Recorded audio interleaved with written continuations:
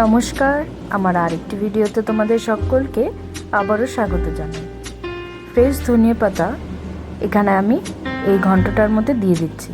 এটা হলো চাল কুমড়ো ইলিশ মাছের মাথা দিয়ে ঘন্ট। আর চাল কুমড়োটা একদম কচি ছিল, খেতে দুর্দান্ত হয়েছিল। চলো তোমাদের আমি দেখিয়ে দিই আমি কিভাবে তৈরি করেছি। এখানে ইলিশ মাছের মাথাগুলো নুন হলুদ মাখিয়ে রেখে দিয়েছি কিছু সময়। এগুলোকে এখন ভেজে নেব।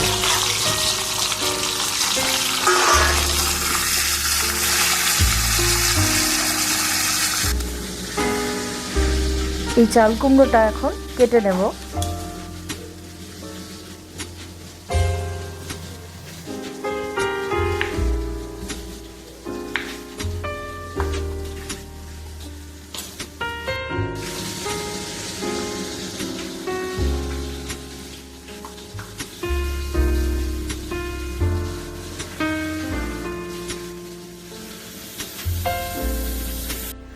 খোসাটা ছাড়িয়ে নিয়েছি।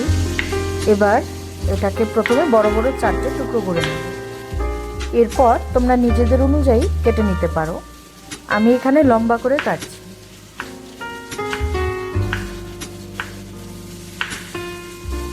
আলু ভাজি যেরকম করে কাটো সেই প্রকারেই আমি এটাকে কেটে নিচ্ছি।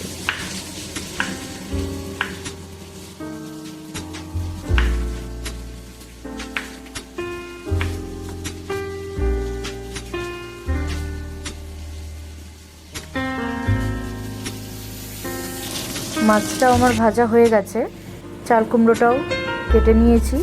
এবার বাকি তেলে ফোড়ন দিলাম জিরে, কালো জিরে আর তেজপাতা, শুকনো লঙ্কা। এবার দিয়ে দেব সেই কেটে রাখা চাল কুমড়োটা, আর দিচ্ছি এখানে 6-7টা কাঁচা লঙ্কা। দিয়ে এটাকে ভালো করে নাড়িয়ে তেলের সঙ্গে মিক্স করে একটু ফ্রাই করে নেব।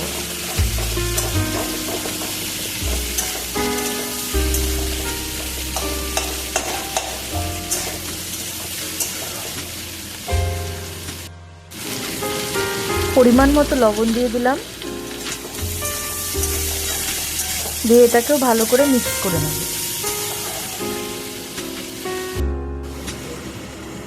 আর কিছু সময়ের জন্য ঢেকে দিয়েছি। তো ঢাকনা খুলেছি 10 মিনিট পর।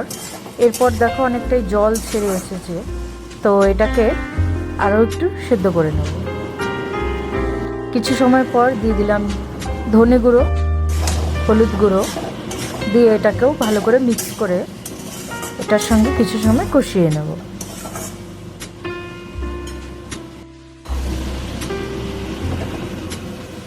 ভাজা হয়ে গেলে মাছের মাথাগুলো এতে দিয়ে একদম মাঝখান থেকে একটু টুকরো করে নেব। ইলিশ মাছের মাথা তো বেশ কাটা, তো বেশি মেশাচ্ছি না, একদম একটা টুকরো করে এটাকে চাল কুমড়োর সঙ্গে মিশিয়ে নেব। তাহলে চাল কুমড়োতে দারুণ একটা গন্ধ আসবে। শেষে দিলে একদমই গন্ধটা ভালো হবে না। দেখো ঢেকে দিয়েছিলাম কিছু সময়, একদমই নরম দেখাচ্ছে দেখতে। আর এটাকে আরও সময় ঢেকে দিয়েছিলাম 5 মিনিটের জন্য।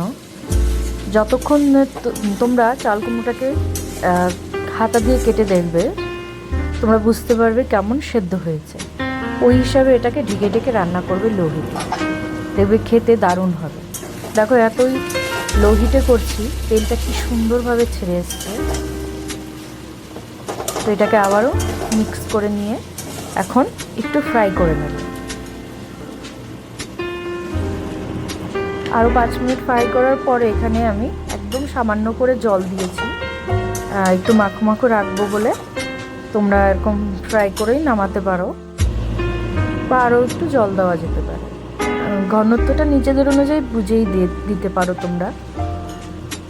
দেখো আমার এটা ফুটে উঠেছে, হয়ে গেছে অনেকটাই।